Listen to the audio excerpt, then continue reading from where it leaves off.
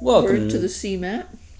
Word to the sea, Matt. Actually, that's Wizards of the Coast. That's an employee of the company that makes the game.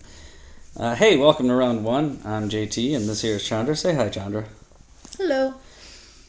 Chandra, I'm sorry. There was an option to take Chandra Pyromaster in this draft, and I passed her. So you are not in my deck. But That's right. I had other things to do. yeah, you did. You were very busy during the draft. We won the die roll. Sure, let's play first. See what kind of explosiveness we can get up to. Well, we've got Edric, Sword, Warm Power Stone, Channel, and Bribery. Yeah, I'm keeping this, man. So all we have to do here, if we draw a second island, we will have access to Bribery. Bribery is a broken card. Read what this does. Read it out loud for the listeners. No, search target opponent's library for a creature card and put that card onto the battlefield under your control. Then that player shuffles his or her library. Cool. That's so take the worst, most badass card your opponent has away and play it immediately. Yes. Now, this guy just produced 3 mana on turn 1. That's pretty good. And cast 2 good artifacts off of it, so he's off to a very fast start as well. Ooh. Now, I can channel into Ugin, but with these artifacts, it looks like our opponent is going mostly colorless, so that's not the best. And I need another land or Mox in order to cast anything. Batterskull. Opponent just cast a 4/4 lifelink Vigilance on turn 2. It's pretty good. Now, do all Word to the Sea employees need to make that known in their profiles? You know, I don't know if they have to. Ugin doesn't actually save me here. Exile each permanent with converted mana cost X or less. That's one or more colors. Well, this is black, so I can exile that Germ. That might be what I want to do here.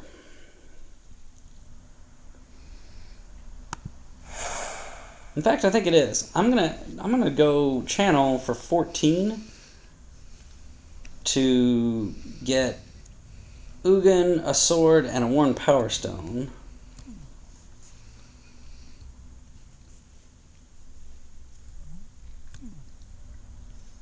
Yeah, let's do it. Let's live dangerously.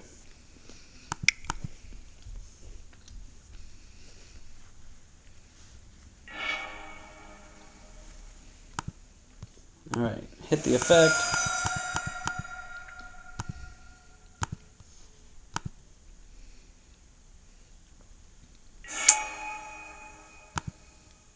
Minus X. Converted mana cost X or less. Well, that would be 0.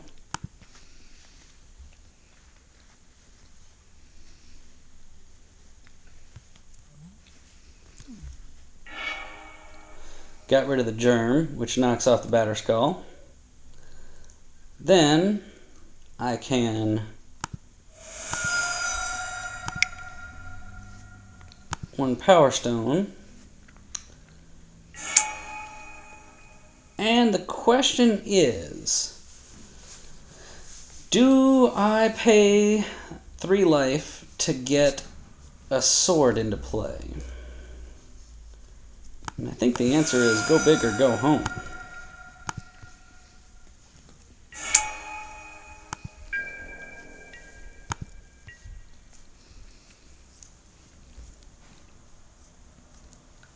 Alright, well that was interesting. Let's see if that play kills me.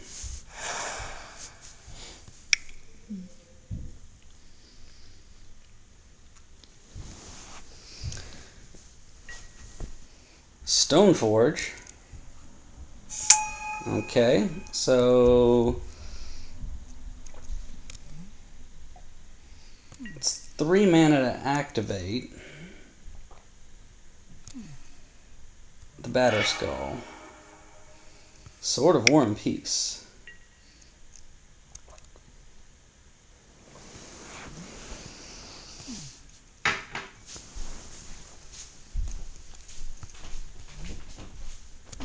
This only casts artifact spells, so it can't be used to activate the Batterskull's equip cost.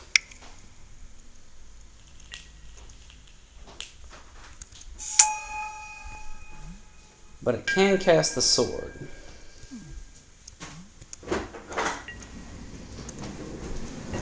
Fortunately, I'll be able to use Ugin to blow up the Stone Forge.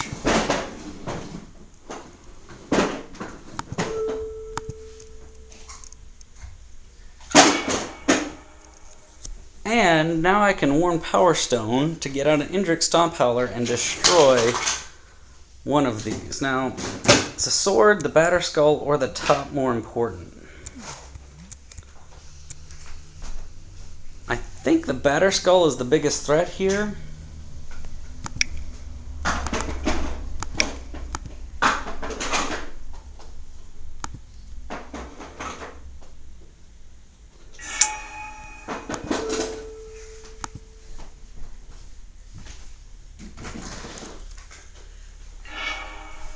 Because I don't want it getting bounced.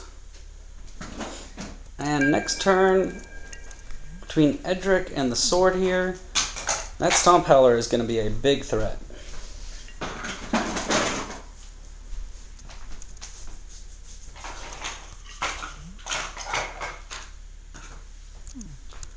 Mox Pearl is fine.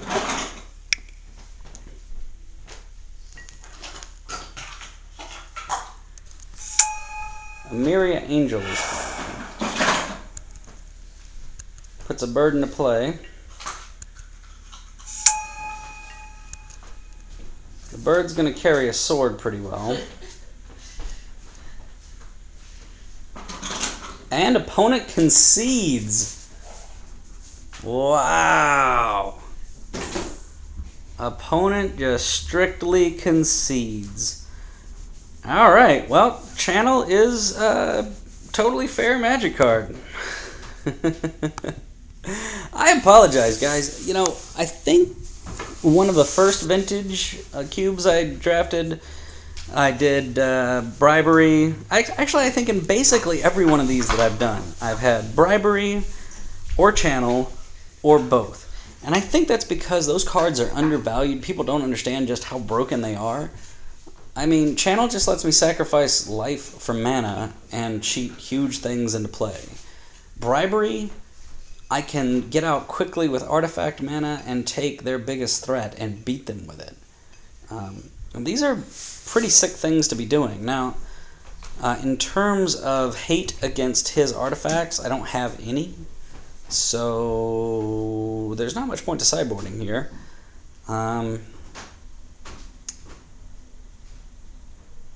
Turnabout is maybe weak.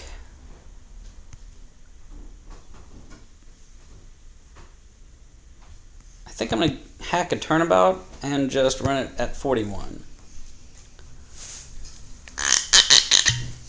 Alright, let's see if we can do something broken. Well, we have a Channel. We have a Misty Rainforest. I'm going to keep this.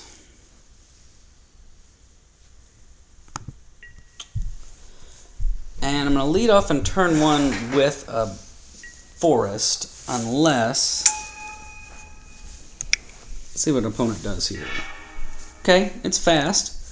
I'm going to lead off with a forest again here, just because I'd rather be able to shuffle with Misty based on what I see. And if I do draw something broken on turn two, I want to be able to channel it into play.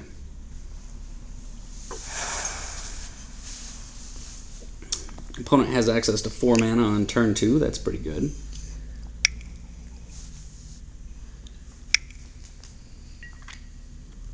Mirroring Crusader. Double strike, protection from black and green. Okay. So I can Phantasmal Image to copy that. Ooh.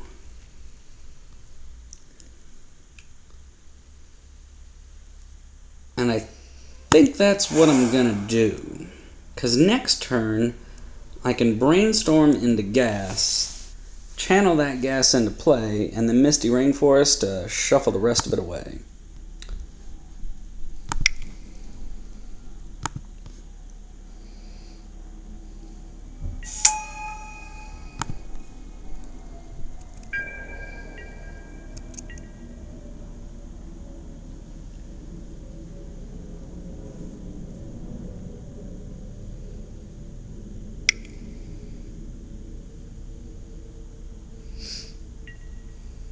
Coalition Relic's fine.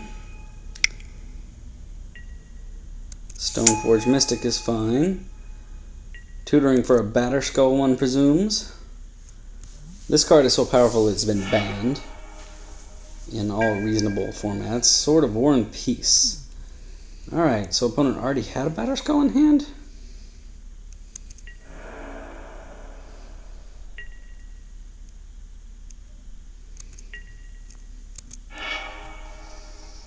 Okay. Well, let's lead off with a brainstorm.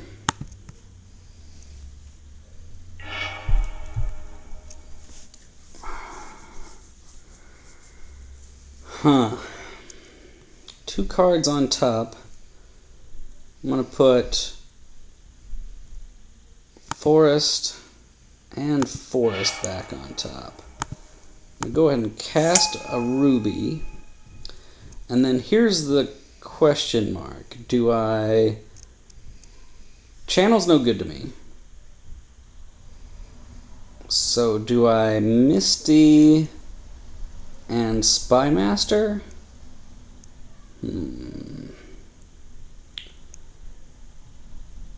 Misty for Forest seems fine. I could also Island Spymaster, and on my upkeep, channel Fireball. Channel Fireball seems pretty good.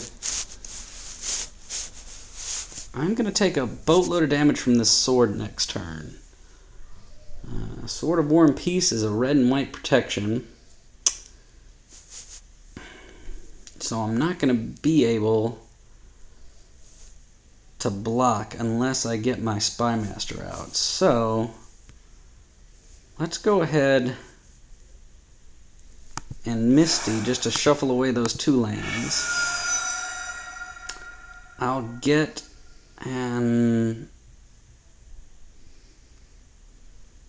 Forest. No, I had to get an island so that I can cast out Edric. And then I'm going to go ahead and swing in here.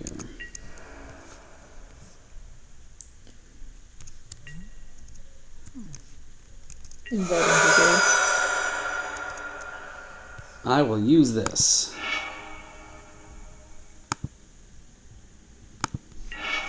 That's awesome. So I drew my Ugin, which means next turn I can channel into Ugin. When I channel into Ugin, I can Ugin for 3. Yeah, I'm going to take a big hit here.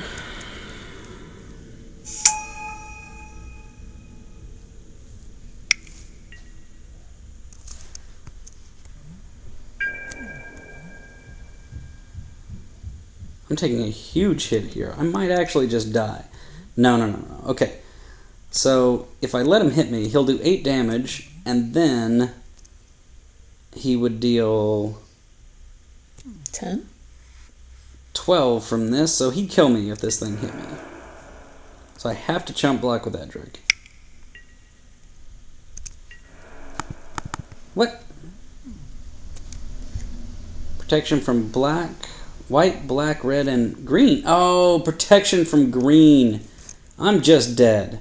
I thought Edric was going to be able to block him. I forgot that this thing is protection from black and green. He's basically protection from everything. Alright, you win. Okay. Well, I was just a little bit slow in doing broken things and got killed on turn 4 on the draw. Or turn 4 on the play. So, that was fast and effective.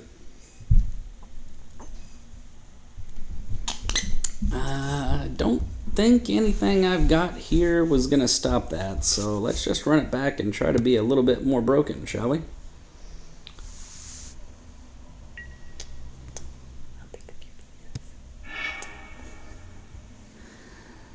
Alright, so what do we have here? Well, got an island, Worn Power Stone, Caryatid that I can't cast, channel that I'm a million miles away from. I do have a great channel target, but if I don't draw a forest, I am dead in the water. I can't keep this hand. This, on the other hand, is better. I'm keeping this. I can go, and sure, keep that on top. I can go Stomping Ground into Forest, channel my Ulamog, and then if that doesn't work, I've got a Gruul Signet and Brainstorm, so I can try to get more gas. I'm just going to go ahead and try to kill him as fast as humanly possible. Whoa, opponent does not have a fast artifact start here. So, let's green to channel.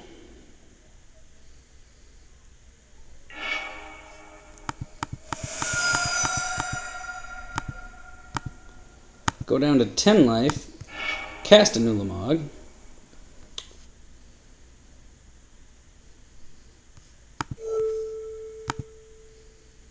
Oh, I have to exile one of mine too? Oh man, it's not an optional ability. Okay. Sorry, ate my own land. Let's restart the game now. I have an Ulamog and you have nothing.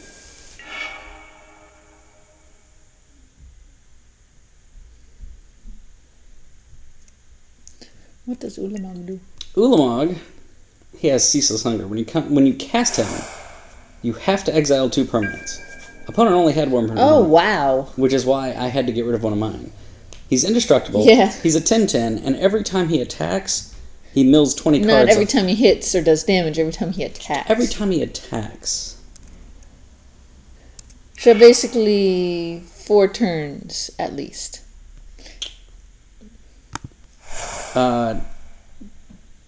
No. He's gonna... So, right now... So he either hits for 10, or he hits for 10 and he mills. And he mills 10. 20. Oh, 20. Oh, so 2 turns, no matter what. Yeah. Yeah. That's just nasty.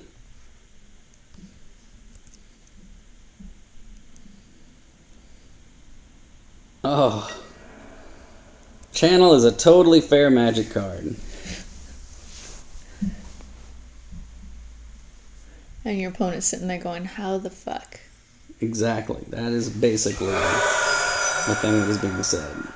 Fate's Fetters would stop my Ulamog. Would make, and so would Unexpectedly Absent. Put it on the library.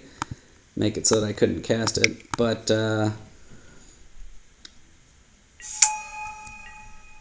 yeah. As it stands, opponent has precious few ways to stop this Ulamog.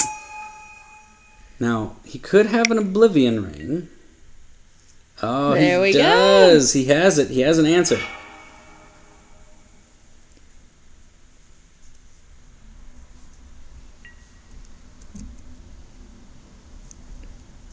He has an answer.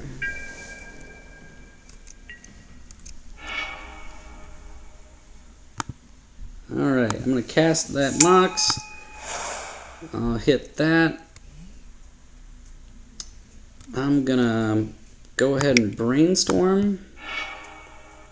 Main phase. And that's bad news. I don't like seeing that.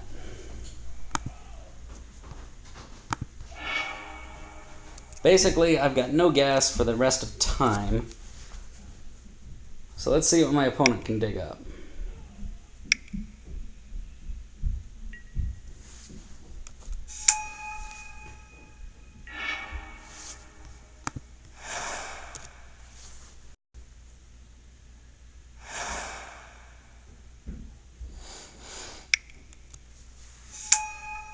A Myria Angel. That's a real threat. I'm still stuck, sucking wind here. And I'm going to take a ton of damage this turn.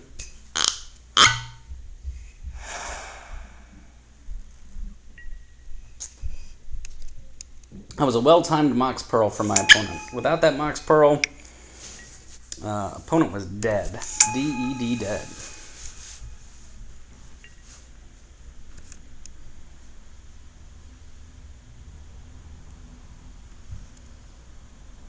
Hangerback Walker, Rakdos Signet. There's that sword.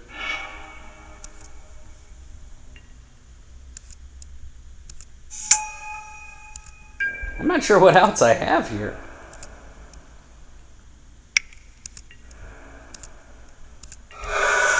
Upheaval? Well, Island certainly isn't one of them. So, I guess we concede and reveal hand. But, yeah. Tough break. I thought we were pretty broken, but opponent was just a touch more broken than we were. So, thanks for watching, and we'll give it another try next time.